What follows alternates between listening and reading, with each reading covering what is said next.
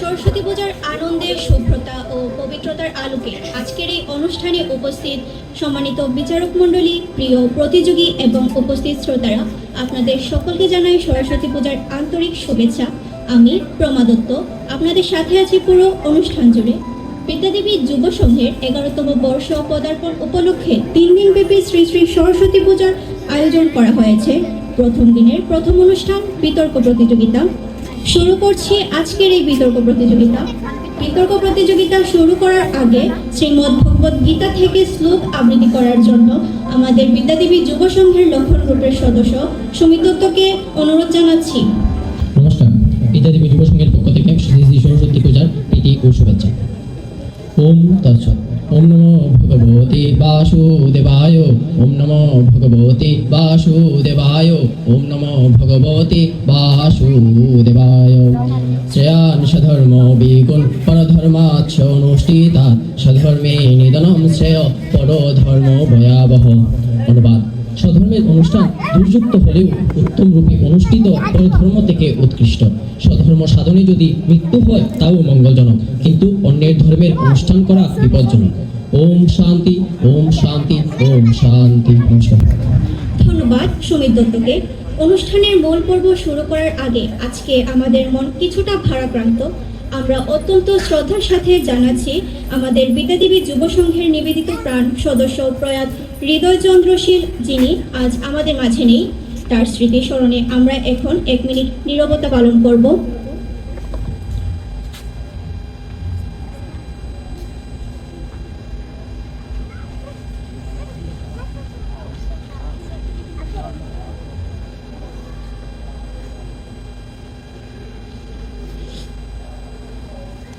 ধন্যবাদ সবাইকে আমাদেরকে সহযোগিতা করার জন্য। আজকের এই মননশীল আয়োজন বিতর্ক প্রতিযোগিতা, এটি শুধু প্রতিযোগিতা নয়, এটি যুক্তি, বুদ্ধি, চিন্তার সম্মিলিত একটি উৎসব।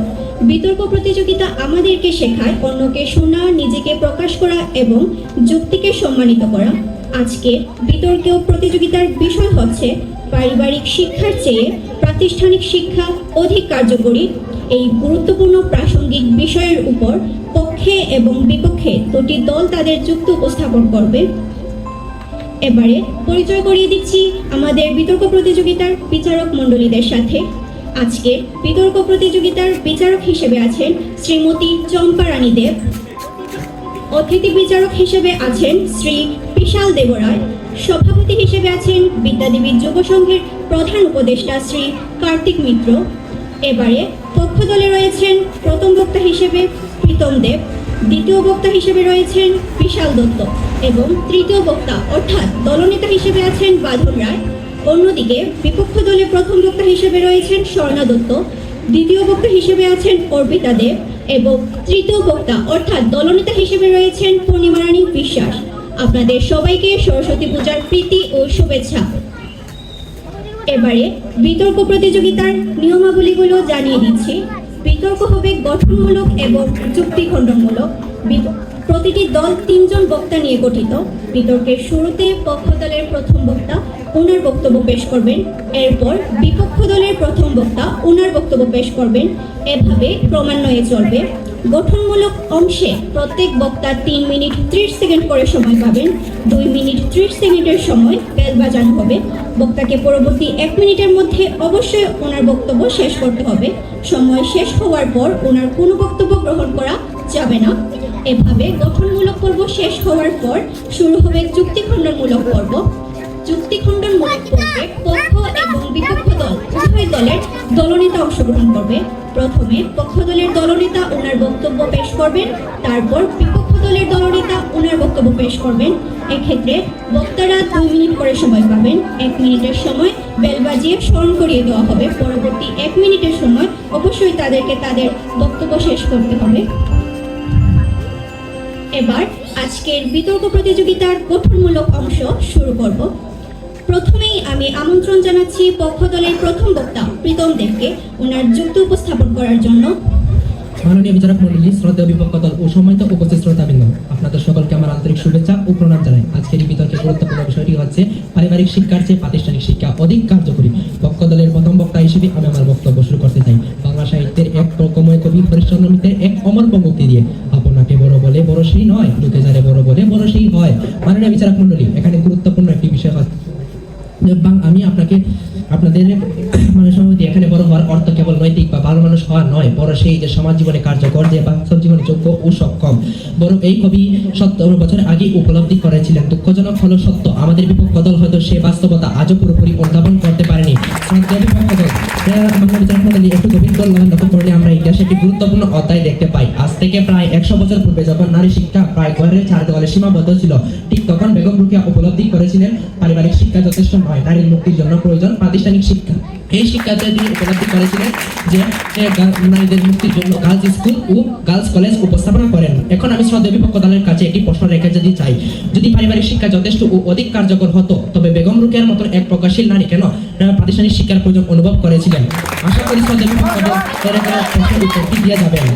মাননীয় বিচারক মণ্ডলী, ঢাকা মুসলিম সাহিত্য সমাজ কর্তৃক প্রকাশিত সেই শিক্ষা পত্রিকা, সেই বিখ্যাত স্লোগানটি নিশ্চয়ই আপনাদের সবার জানা, জ্ঞান যেখানে সীমাবদ্ধ, মুক্তি সেখানে অসম্ভব। ঠিক এই ভাবনার ধারাবাহিকতা আমি বলতে চাই, ঠিক পারিবারিক শিক্ষা জ্ঞানকে সীমা পরিষদ আবদ্ধ করে, কিন্তু প্রাতিষ্ঠানিক শিক্ষা জ্ঞানকে বিকশিত করে, প্রসারিত করে, উন্মুক্ত করে। সুতরাং পারিবারিক শিক্ষা যথেষ্ট, কিন্তু প্রাতিষ্ঠানিক শিক্ষা অধিক কার্যকরী, কিন্তু এই দাবি করা আমাদের বাস্তবতার সাথে সাংঘর্ষিক। শ্রদ্ধেয় বিপক্ষ দল সদস্যদের দৃষ্টি আকর্ষণ করে আমি বলতে চাই, প্রাক বিশ্ববিদ্যালয়ের অধ্যাপক ডক্টর সমীরঞ্জন নাথ 6 আগস্ট 2025 খ্রিস্টাব্দে রিসার্চ ডেট প্রকাশিত এক গবেষণা উল্লেখ করেন, প্রাতিষ্ঠানিক শিক্ষা ছাড়া আধুনিক ভবিষ্যৎ ও কার্যক্রম সম্পদ গড়ে তোলা প্রায় অসম্ভব। তিনি আরো বলেছেন যে প্রাতিষ্ঠানিক শিক্ষা ছাড়া সমাজ ও একটি আদর্শ জীবন গড়ে তোলা প্রায় অসম্ভব। বিপক্ষ দলের মতামতের প্রতি আমি সম্মান রেখে বলতে চাই, প্রথম বিদ্যালয় হওয়া মানে সেরা বিদ্যালয় হওয়া নয়। এই সত্যটি কবি নির্মল বসু উপস্থাপন তিনি বলেছেন, বিশ্বজোড়া পাঠশালা মোট সবার আমি ছাত্র, নানানভাবে নতুন জিনিস শিখছি দিবারাত্র। অর্থাৎ তিনিও স্বীকার করেছেন মানুষের প্রকৃত শিক্ষা কেবল সীমাবদ্ধ নয়, প্রাতিষ্ঠানিক শিক্ষা অধিক কার্যকর ও তারা বিশ্বের সব জায়গায় প্রসারিত ও অনেক কার্যকর হয়ে থাকে। আর বিতর্কের জটিলতা না বাড়িয়ে আমি আপনাদের ভালোবাসার ও যুক্তি শুনে আহ্বান জানাচ্ছি, চলুন রবীন্দ্রনাথের কণ্ঠ মিলিয়ে বলি, থাকবো না বদ্ধ করে দেখবো এবার জগৎটাকে। আর এই জগৎ দেখার একমাত্র কার্যকর পথ হলো পারিবারিক শিক্ষার চেয়ে প্রাতিষ্ঠানিক শিক্ষা। ধন্যবাদ। এবার এই যুক্তির বিপরীতে কথা বলতে আসছেন বিপক্ষ দলের প্রথম বক্তা স্বর্ণা দত্ত। বিতর্ক প্রতিযোগিতার বিপক্ষ দলের বন্ধু যে কথাটি বলে গেলেছেন, সেটির যুক্তিটা আমি দিতে যাচ্ছি। বেগম রোকেয়া যে স্কুল প্রতিষ্ঠা করেছিল, সেই স্কুলে পাঠানোর জন্য যদি পরিবারের সমর্থন না থাকতো, সেই স্কুলে কি ছেলেমেয়েরা পৌঁছাতে পারতো? এখন আমার বক্তব্য শুরু করছি। অসংখ্য ধন্যবাদ মাননীয় মডারেটর আমাকে বক্তব্য প্রদানের সুযোগ করে দেওয়ার জন্য। মাননীয় মডারেটর, উপস্থিত বিচারক মণ্ডলী এবং উপস্থিত সবাইকে জানাই আমার নমস্কার। আজকে বিতর্ক বিষয় নির্ধারণ করা হয়েছে পারিবারিক শিক্ষার চেয়ে প্রাতিষ্ঠানিক শিক্ষার পর অধিক কার্যকরী। আমি এবং আমার দল অত্যন্ত যুক্তিসঙ্গতার কারণে বিষয়টির বিপক্ষে অবস্থান করছি। আমি বিষয়টিকে সংজ্ঞান করে যাব এবং আমার দলের প্রথম, দ্বিতীয় এবং তৃতীয় বক্তব্য বিষয়টিকে ব্যাখ্যা করে যাব। সংজ্ঞানের ক্ষেত্রে আমি যে বিষয়গুলিকে উল্লেখ করছি সেগুলো হলো শিক্ষা, পরিবার, প্রতিষ্ঠান, পারিবারিক শিক্ষা এবং প্রাতিষ্ঠানিক শিক্ষা। শিক্ষা হলো মানুষের অন্তর্নিহিত গুণাবলীর বিকাশ এবং জীবনের সুন্দরভাবে পরিচালনা ক্ষমতা অর্জনের প্রক্রিয়া। পরিবার হলো এমন একটি সামাজিক প্রতিষ্ঠান যেখানে মানুষ জন্মগ্রহণ করে, লালিত পালিত হয় এবং মূল্যবোধ শিখে। প্রতিষ্ঠান হলো নির্দিষ্ট কাজ বা লক্ষ্য অর্জনের জন্য গড়ে ওঠা সংগঠিত ব্যবস্থা। আর প্রাতিষ্ঠানিক শিক্ষা হলো শিক্ষা প্রতিষ্ঠানের পরিকল্পিত নিয়মতান্ত্রিকভাবে যে শিক্ষা দেওয়া হয়। আর পারিবারিক শিক্ষা হলো পরিবারের ভেতরে থেকে মা বাবা, দাদা দাদি বা অন্যান্য সদস্যের কাছ থেকে যে আমরা নৈতিক গুণাবলী শিখি সেটা। শিশুরা তাদের প্রাথমিক জীবন কাটায় তাদের পরিবারে, যেখানে তাদের প্রথমবারের মতো শেখানো হয় ভাষা এবং সামাজিক আচরণ, যেগুলো তারা তাদের মা বাবা, ভাই বোন, অন্যান্য সদস্যের কাছ থেকে শিখে থাকে। এই শিক্ষাগুলো কোনো পাঠ্যক্রমে শেখানো হয় না। পাঠ্যক্রম বিদ্যালয়ে যেগুলো শেখানো হয় সেগুলো শুধু ডিগ্রি বা সার্টিফিকেট অর্জনের জন্যই যথেষ্ট।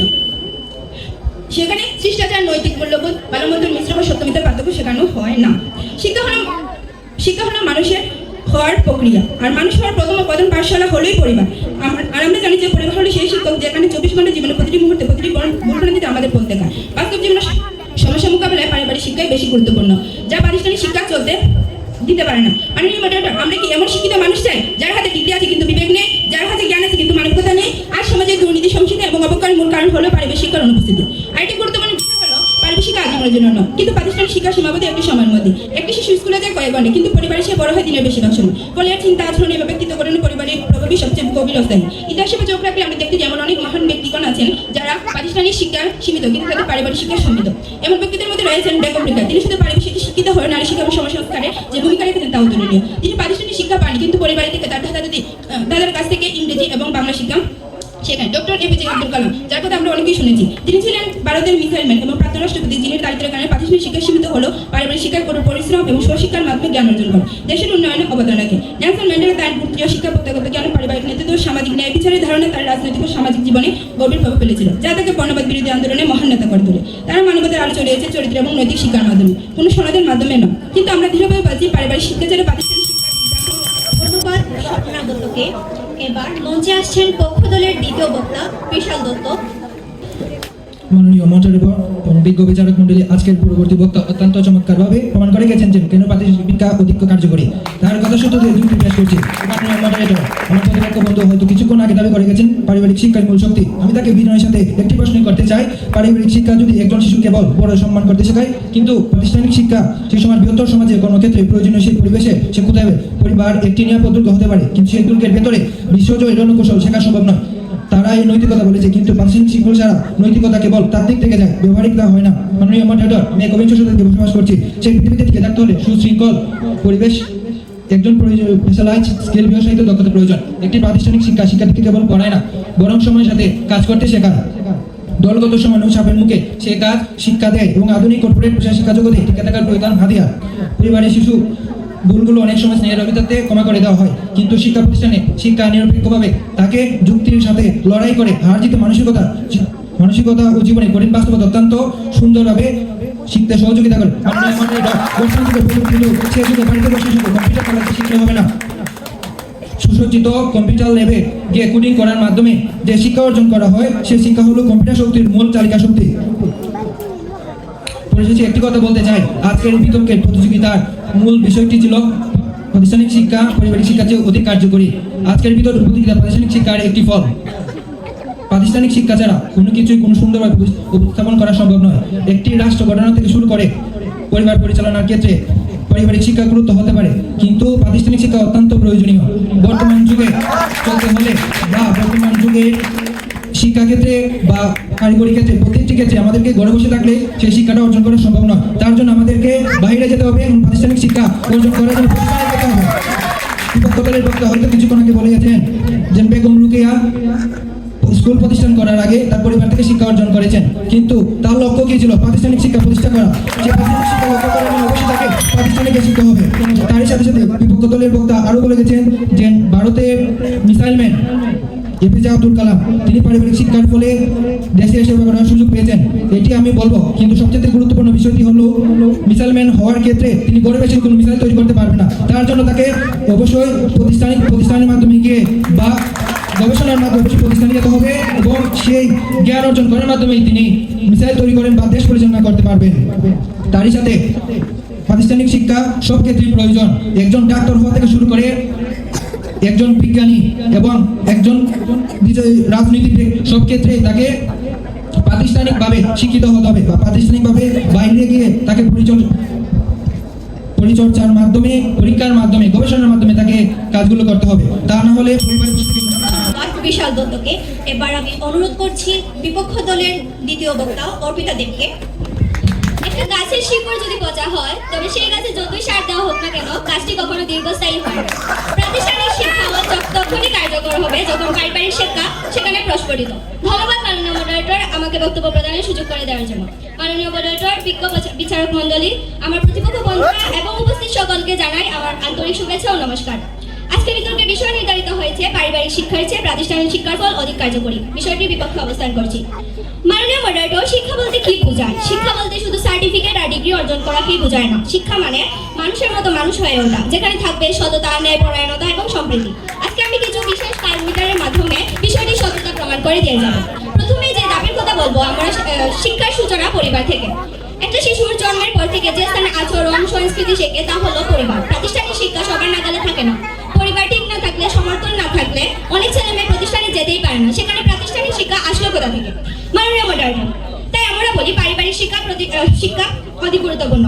পরবর্তীতে বলছি নৈতিকতা ও মূল্যবোধের সূত্রিকাগার। মাননীয় মডারেটর, GPA 5 পাওয়া একজন শিক্ষার্থী যখন তার বৃদ্ধ মা বাবাকে বৃদ্ধাশ্রমে পাঠিয়ে দেয়, তখন তার প্রাতিষ্ঠানিক শিক্ষার উপর প্রশ্ন তুলতেই হয়। নৈতিকতা, সততা, সহমর্মিতার পাঠ কোনো শিক্ষা তো ক্লাসরুমে শেখানো হয় না মাননীয় মডারেটর, সেটা শেখানো হয় মায়ের আঁচলের ছায়া এবং বাবার আঙুলের ধরে। পরবর্তীতে বলছি প্রাতিষ্ঠানিক শিক্ষার সীমাবদ্ধতার কথা। মাননীয় মডারেটর, একজন ছেলে মেয়ে তাদের প্রতিষ্ঠানে 16 থেকে 17 ঘন্টা সময় কাটান তার পরিবারের সাথে। দিনের অধিকাংশ সময় যখন পরিবারের সাথে কাটানো হয় তখন কোন শিক্ষার প্রভাবটা তার উপর বিশেষ প্রভাব ফেলে মাননীয় মডারেটর? নিশ্চয়ই পারিবারিক শিক্ষার প্রভাব। সেখানে সে বিভিন্ন মানুষের সাথে সংযোগ স্থাপন করে সময় কাটায়। যে শিক্ষা মানুষের জীবনের প্রতিটি মুহূর্তকে প্রভাবিত করে সে শিক্ষা কিভাবে নির্দিষ্ট সময়ের একটি প্রাতিষ্ঠানিক শিক্ষার চেয়ে কম কার্যকর হতে পারে? মাননীয় মডারেটর, আমি প্রশ্ন রেখে গেলাম আমার প্রতিপক্ষ বন্ধুর কাছে। মাননীয় মডারেটর, পারিবারিক শিক্ষা প্রাতিষ্ঠানিক শিক্ষার বিকল্প পাঠ্য বই নয়। পারিবারিক শিক্ষা মূল্যবোধ, আচরণ, মানবিকতা এবং জীবনমুখী শিক্ষা যা একজন নিরক্ষর মানুষও দিতে সক্ষম। পারিবারিক শিক্ষা সম্ভব কিন্তু প্রাতিষ্ঠানিক শিক্ষা ছাড়া সম্ভব, কিন্তু পারিবারিক শিক্ষা ছাড়া সম্ভব নয়। সেটা থেকে যায় আজীবন। বিয়ের পর যখন মেয়েরা সংসার চালায় তখন সংসারের প্রতিটি কাজে তারা মায়ের কথাই মনে করে, মায়ের শিক্ষাগুলোকেই তারা কাজে লাগায়, কোনো প্রাতিষ্ঠানিক শিক্ষাকে কাজে লাগায় না। মাননীয় মডারেটর, বিশ্বকবি রবীন্দ্রনাথ ঠাকুর এবং বিদ্রোহী কবি কাজী নজরুল ইসলাম ঠিক কোন ইউনিভার্সিটি থেকে ডিপ্লোমা পিএইচডি করেছেন আমাকে বলতে পারেন? রবীন্দ্রনাথ ঠাকুর কখনোই প্রাতিষ্ঠানিক শিক্ষার আগ্রহী ছিলেন না। পরিবারের সাংস্কৃতিক পরিবেশ এবং মুক্ত চিন্তাকেই তাকে বিদ্রোহী কবি হিসেবে পরিচিত করেছে। দারিদ্র্যের কারণে কাজী নজরুল ইসলাম প্রাতিষ্ঠানিকে বিদ্রোহী হয়েছিলেন, কিন্তু পরিবার আর জীবন সংগ্রাম তাকে বিদ্রোহী কবি করে প্রতিষ্ঠিত করেছে। বিশ্ববিখ্যাত আবিষ্কারক টমাস আলভা এডিসন, যিনি মাত্র কয়েক মাস স্কুলে পড়েছিলেন, তার মা নিজেই একজন কৌতূহলী এবং আত্মবিশ্বাসী করে তুলেছিলেন তাকে। তার বিশ্ববিখ্যাত হওয়ার পেছনে কিন্তু তার পরিবারের অবদানই বেশি। মাননীয় মডারেটর, শিক্ষা। ধন্যবাদ অর্পিতা দেবকে।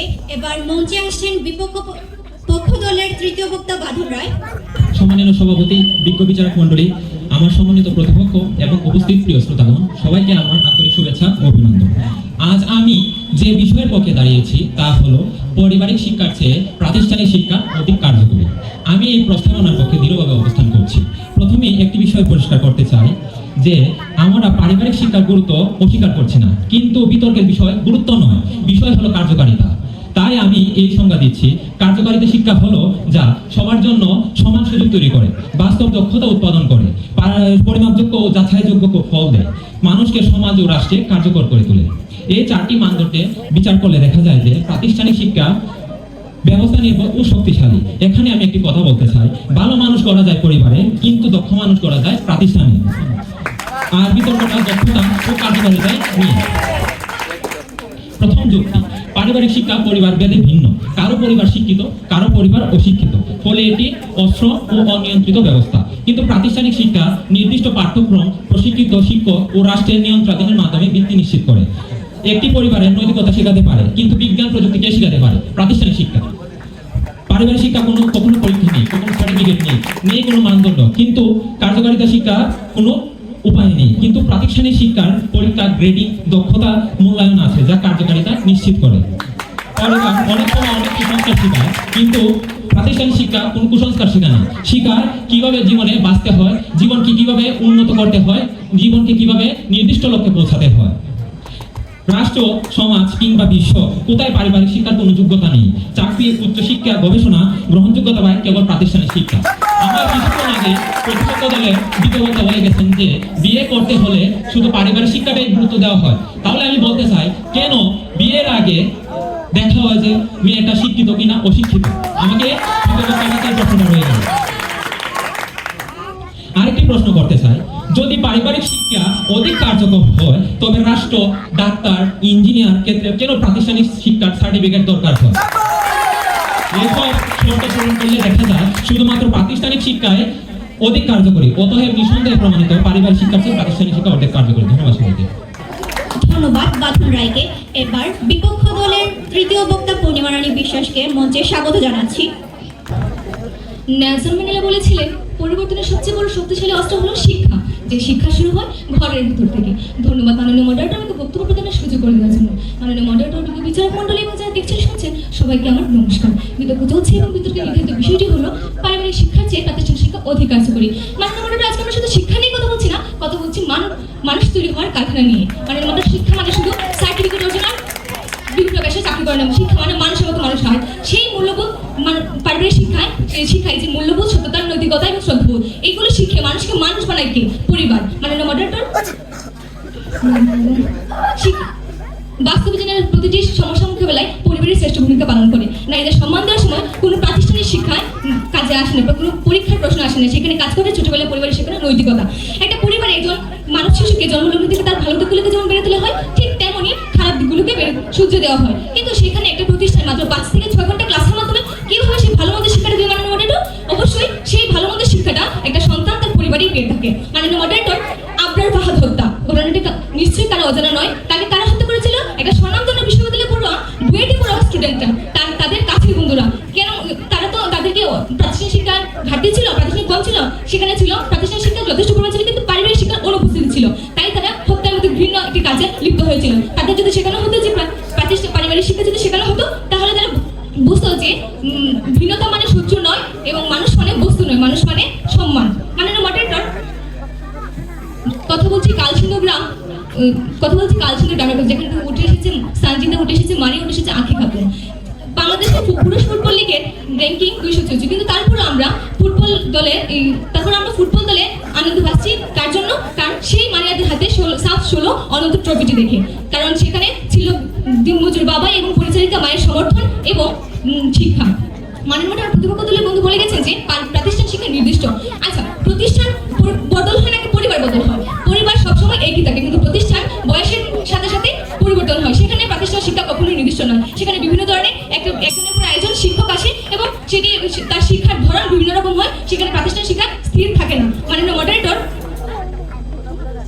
আজকে কথা বলছি সোশ্যাল মিডিয়া নিয়ে, যেটা সবচেয়ে বহুল ব্যবহৃত। আজকে তরুণ সমাজ স্কুল কলেজে যতটা সময় কাটায়, তার থেকে বেশি সময় কাটায় ফেসবুক, টুইটার, ইনস্টাগ্রাম এবং টিকটকে, যা মানুষের উপর ইতিবাচক প্রভাবের চাইতে নেতিবাচক প্রভাবটাই বেশি পড়ে। মানে আর এই সোশ্যাল মিডিয়া ব্যবহার কিভাবে করা উচিত, কোনটা এড়িয়ে চলা যায়, কোনটা দেখা উচিত, সেই শিক্ষাটা কি প্রতিষ্ঠান দেয় না? মাননীয় মডারেটর, সেই শিক্ষাটা আসে পরিবার থেকে, আর এই জাগতিক জ্ঞান শুধুমাত্র পরিবার থেকে আসে। তাই আমরা বলি পারিবারিক শিক্ষায় অধিক কার্যকর, প্রাতিষ্ঠানিক শিক্ষা শুধুমাত্র সহায়ক। এটা প্রতিষ্ঠান বানাতে পারে ডাক্তার, ইঞ্জিনিয়ার, অফিসার, কিন্তু পরিবার বানায় সৎ ডাক্তার, মানবিক ইঞ্জিনিয়ার এবং সৎ অফিসার, দায়িত্বশীল অফিসার। তাই মাননীয় আমরা বলি যে পারিবারিক শিক্ষা প্রাতিষ্ঠানিক শিক্ষার চেয়ে অধিক কার্যকর। ধন্যবাদ পূর্ণিমা রানী বিশ্বাসকে। পক্ষ এবং বিপক্ষ দলের বক্তাদের যুক্তি, বুদ্ধি এবং বিশ্লেষণের মধ্য দিয়ে আজকের বিতর্ক প্রতিযোগিতার গঠনমূলক পর্ব সফলভাবে সম্পন্ন হয়েছে। এবারে আমরা উভয় দলের দলনেতাকে নিয়ে যুক্তি খণ্ডনমূলক পর্ব শুরু করব। প্রথমেই আমন্ত্রণ জানাচ্ছি পক্ষ দলের দলনেতা বাঁধন রায়কে ওনার খণ্ডনমূলক বক্তব্য উপস্থাপন করার জন্য। আপনাকে বড় বলে বড় সেই নয়, লোকে যাকে বড় বলে বড় সেই হয়। অর্থাৎ পরিবার দিয়ে শিক্ষিত হওয়া যায় না। লোকে শিক্ষিত বলে তাকে যার উচ্চত শিক্ষা, ডিগ্রি সবকিছুই রয়েছে। এবং আমাদের কঠিন মাদকরা বরুণ মিত্র, তারা যদি শুধু পরিবারে শিক্ষিত হতো, তাহলে কেন আজকে এই সমাজে তাদেরকে প্রাধান্য দেওয়া হয়? পক্ষ দলের দলনেতার কাছে আমার এই প্রশ্নটা রয়ে গেল। সম্মানিত সভাপতি এবং মাননীয় বিচারক মণ্ডলী, এই পর্যায়ে আমি প্রতিপক্ষের বক্তব্য খণ্ডন করব, সেটা আবেগ দিয়ে নয়, যুক্তির মানদণ্ড দিয়ে। প্রতিপক্ষ শুরু থেকে একটি মৌলিক বিভ্রান্তি তৈরি করেছে। তারা ধরে নিয়েছে নৈতিক শিক্ষা আর কার্যকর শিক্ষা এক জিনিস, কিন্তু বাস্তবে দুটি ভিন্ন স্তরের ধারণা। এখানে একটি প্রবাদ বাক্য স্মরণ করিয়ে দিয়েছে চাই, ভিত মজবুত হলে ঘর ভাসযোগ্য হয় না, ঘর হতে হলে কাঠামো দরকার হয়।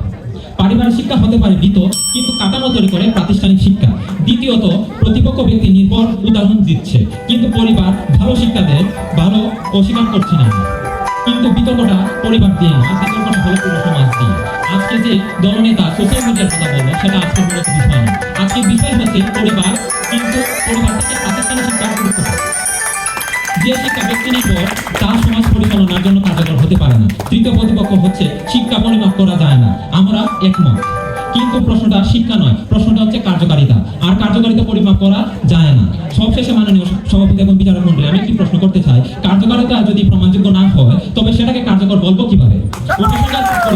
পারিবারিক শিক্ষা সহায়ক হতে পারে, কিন্তু কার্যকর হতে লাগে ব্যবস্থা, মানদণ্ড ও যাচাই, আর সেই ব্যবস্থা প্রাতিষ্ঠানিক শিক্ষা। ধন্যবাদ। ধন্যবাদ বাঁধন রায়কে। এবার বিপক্ষ দলের দলনেতা পূর্ণিমা রানী বিশ্বাসকে মঞ্চে স্বাগত জানাচ্ছি ওনার খণ্ডনমূলক পর্ব উপস্থাপন করার জন্য। অসংখ্য ধন্যবাদ মাননীয় মডারেটর, আমাকে আবারও সুযোগ প্রদানের জন্য। মাননীয় মডারেটর, একটা শিশু কথা বলা শেখার আগে কোনো প্রতিষ্ঠানে যায় না, আর একটা শিশুর চারিত্রিক ভিত্তির 80% শুরু হয় 5 বছর বয়সে, যা সে তার পরিবার থেকেই পায়। মাননীয় মডারেটর, ভিত্তিকে বাদ দিয়ে আমরা দালালের সঙ্গে শ্রেষ্ঠত্ব বলবো কি করে? মাননীয় মডারেটর, প্রাতিষ্ঠানিক শিক্ষায় বৈষম্য রয়েছে। প্রাতিষ্ঠানিক সেখানে রয়েছে স্কুল ধনী করে বৈষম্য, ইংরেজি মিডিয়াম, বাংলা মিডিয়াম, শহর গ্রাম শিক্ষা ব্যবধান, কোচিং গাইড, সুযোগ সুবিধার অসমতা। তাহলে শুধু পরিবারকে দোষ দিয়ে প্রাতিষ্ঠানিক শিক্ষাকে নিষ্পাপ বলছে কিভাবে? মাননীয় মডারেটর, প্রাতিষ্ঠানিক পরিবার শিক্ষাদের মূল্যবোধ, আর প্রাতিষ্ঠানিক শিক্ষাদের প্রতিষ্ঠান শিক্ষাদের তথ্য। বৈষম্যের মধ্যেও পরিবার শিক্ষাতে পারে অন্যায় কি, সহানুভূতি কি, শ্রদ্ধা ও দায়িত্ববোধ কি। আর এই মূল্যবোধ ছাড়া প্রাতিষ্ঠানিক শিক্ষা মানুষ কি হয়? ডিগ্রিদার দুর্নীতিবাজ, শিক্ষিত কিন্তু নিষ্ঠুর মানুষ। মানে ওটা হচ্ছে যেখানে পরিবার ব্যর্থ, সেখানে প্রাতিষ্ঠানিক শিক্ষা মানুষকে কেবল চাকরিজীবী বানায়, কিন্তু মানুষ বানাতে পারে শুধু পরিবার। আর মানুষ না হলে কোনো শিক্ষাই কার্যকর হতে পারে না। মাননীয় মডারেটর, আজ সমাজের বড় চিন্তায় অপরাধী কারা? রাস্তার চিন্তাকারী না, বরং ডিগ্রিদারে দুর্নীতিবাজ, শিক্ষিত প্রতারক, প্রাতিষ্ঠানিকভাবে পাশ করা কিন্তু মানবিকভাবে ফেল করা মানুষ। মাননীয় আমার প্রতিপক্ষ দল মনে করছে নিরক্ষণে বিবেকহীন এবং প্রতিষ্ঠান এই সার্টিফিকেট এবং ডিগ্রি অর্জন করলে মানুষের মতো মানুষ হওয়া যায়, কিন্তু মাননীয় শিক্ষা হচ্ছে মানুষের মতো মানুষ। আর সার্টিফিকেট আর ডিগ্রি হলেই মানুষ হওয়া যায় না। মাননীয় মডারেটর, নিরক্ষর পরিবারও যারা যে পরিবারের শিক্ষা নেই, সেই প্রাতিষ্ঠানিক শিক্ষা নেই, সেই পরিবারও শেখানো হয় পারিবারিক শিক্ষায় ছেলেমেয়েদেরকে বলা হয় যে কারো হক মানুষটা পেট না ভরলেও সম্মান হারাবে না। এই এক লাইন বিশ্ববিদ্যালয়ে 4 বছরও শেখানো হয় না। মানে ওটা শিক্ষা আগে মানুষ, পরে পেশা। প্রাতিষ্ঠানিক শিক্ষা ডাক্তার ইঞ্জিনিয়ার বানাতে পারে, কিন্তু পারিবারিক শিক্ষা বানায় বিবেক এবং দায়িত্বশীল। ধন্যবাদ মাননীয় ধন্যবাদ পূর্ণিমা রানী বিশ্বাসকে। পক্ষ এবং বিপক্ষ দলের দলনেতার বক্তব্যের মধ্য দিয়ে আজকের যুক্তি খণ্ডন পর্ব সফলভাবে সম্পন্ন হয়েছে। এবারে আজকের অনুষ্ঠানকে আরো অর্থবহ করে তুলতে আমি বিনয়ের সঙ্গে অনুরোধ করছি আজকের প্রতিযোগিতার উদ্দেশ্যে কিছু কথা বলার জন্য সভাপতিকে। আজকের বিতর্ক প্রতিযোগিতার পক্ষ দল এবং বিপক্ষ দল এবং উপস্থিত সুধীবৃন্দ সবাইকে বিদ্যাদেবী যুব সংঘের পক্ষ থেকে সাদর সম্ভাষণ, শুভেচ্ছা। আসলে আজকে যে প্রতিযোগিতা, যে বিষয়টি, এটা খুবই গুরুত্বপূর্ণ। এখানে বলা হচ্ছে প্রাতিষ্ঠানিক শিক্ষা আর পারিবারিক শিক্ষা। আসলে দুইটি খুবই গুরুত্বপূর্ণ, কোনোটাকে ছোট করে দেখার মতো কোনো সুযোগ নেই। আর এখানে যেহেতু অল্প সময়, এক একজন 3 মিনিট করে সময় পেয়েছে, এই জন্য হয়তো আরও অনেক কিছু তাদের বলার ছিল, পরিষ্কারভাবে হয়তো বলতে পারে নাই, পরিষ্কারভাবে হয়তো ব্যাখ্যা করতে পারে নাই। সময় পেলে আরও তারা ভালোভাবে উপস্থাপন করতে পারত। তো আমি আর এদিকে যাচ্ছি না, আমি কিছু বিষয় এখানে বলতে চাই যে এখানে কিছু বিষয়, একটা বক্তৃতা দিতে হলে কিছু বিষয় আছে, অনেকেই খুব সুন্দর উপস্থাপন করেছে, এটা খুব ভালো লেগেছে। এখানে ভাষাগত কিছু ত্রুটি আছে, এটা থাকাটাই স্বাভাবিক, কারণ আমরা এক এক এলাকায় আমাদের ভাষা এক এক রকম, আঞ্চলিক ভাষা আমাদের, এটা যে কোনো কথা বলতে গেলে এটা কথার ভিতরে আসবেই। আমরা সবাই রবীন্দ্রনাথের বাংলা ভাষায় কথা বলতে এখনো অভ্যস্ত হয় নাই। আমরা কেউ কলিকাতা বা নদিয়াতে বসবাস করি নাই যে আমরা সাধু ভাষা বাংলা ভাষা বলবো। এই কারণে ভাষাগত কিছু ত্রুটি এটা থাকবেই, স্বাভাবিক। তো আমাদের মূল বিষয়টা ছিল যে আমরা যুক্তি তর্ক দিয়ে আমরা কতটুকু আমরা নিজেকে আমাদের পক্ষে দিতে পারি, এটাই আমাদের মূল বিষয়বস্তু ছিল। আমি মনে করি উভয় দলই খুব হাড্ডাহাড্ডি লড়াই যেটাকে বলে সেটাই হয়েছে, এবং যুক্তিও আমি মনে করি খুব কাছাকাছি হয়েছে। তারপরে এটা যেহেতু প্রতিযোগিতা, এখানে তো একটু থাকবেই, কে ফার্স্ট হলো কে সেকেন্ড হলো, এটা থাকবেই। তো এটা থাকাটাই স্বাভাবিক। তো উভয় দলকে এটা মেনে নিতে হবে, যারা বিজয়ী হয়েছে বা হবে তাদেরকেও মেনে নিতে হবে, এবং যারা বিজয় হয় নাই, বিজিত হয়তো পারে নাই, তাদেরকেও মেনে নিতে হবে, এবং সামনে যাতে তারা আরও ভালোভাবে উপস্থাপন করতে পারে সেদিকে তাদেরকে নজর দিতে হবে। তো পুরস্কারটা বিষয় না, একটা অনুষ্ঠানে কথা বলতে পারা। আজকে তোমরা যারা ছোট বাচ্চা, হাই স্কুল কেবল কেউ কলেজে বোধহয় উঠেছ, এই একটা অনুষ্ঠানে কথা বলতে পারাটা এটা বিরাট বিষয়। অনেকে আছে এখনো হাত পা কাঁপে, কথা বলতে পারে না। তো আজকে তোমরা এইভাবে বলছো, হয়তো ভবিষ্যতে 5 বছর পর 10 বছর পর তোমরা যখন বিভিন্ন কর্মক্ষেত্রে যাবা, এই কথাগুলো তোমাদের যে কোনো বক্তৃতা দিলে তোমরা নির্দ্বিধায় বলতে পারবে। তো এটা একটা সাহসিকতা তৈরি করে। এটা তোমরা যে অনেক যুক্তি দিয়েছো পারিবারিক, যে আসলে পারিবারিক থেকে যেটা আমরা বেশিরভাগ শিখি সেটা হচ্ছে নীতি, নৈতিকতা, মূল্যবোধ। তো এইগুলো তোমরা অনেকে যুক্তি দিয়ে তুলেছ। আবার প্রাতিষ্ঠানিক যারা যুক্তি দিয়েছ তারা হচ্ছে কর্মসংস্থানের দিকে তারা বেশি যুক্তি দিয়েছ, যে প্রাতিষ্ঠানিক শিক্ষা ছাড়া তো আমাদের কর্মসংস্থান হয় না।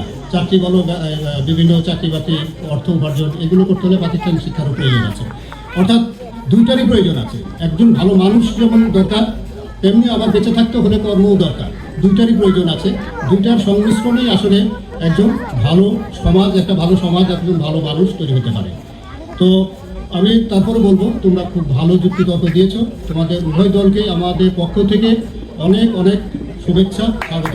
সবাই ভালো থাকবে। ধন্যবাদ মাননীয় সভাপতিকে। আপনার মূল্যবান বক্তব্য আমাদের আজকের আয়োজনকে আরো সমৃদ্ধ করলো। এবারে আমরা আজকের বিতর্ক প্রতিযোগিতা আনুষ্ঠানিকভাবে সমাপ্ত করছি। সম্মানিত বিচারক মণ্ডলী, উপস্থিত দর্শক এবং প্রিয় প্রতিযোগীদের অংশগ্রহণে আজকের এই অনুষ্ঠান সফল হয়েছে। এখন আমরা সবাইকে বিনীত অনুরোধ জানাচ্ছি পরবর্তী পর্ব শ্রীমদ্ ভগবদ গীতা পাঠ ও ভাগবত আলোচনায় যোগ দেওয়ার জন্য। আপনাদের শুধু উপস্থিতি আমাদের অনুষ্ঠানকে আরো পবিত্র ও প্রাণবন্ত করে তুলবে। ধন্যবাদ সবাইকে, শুভকামনা।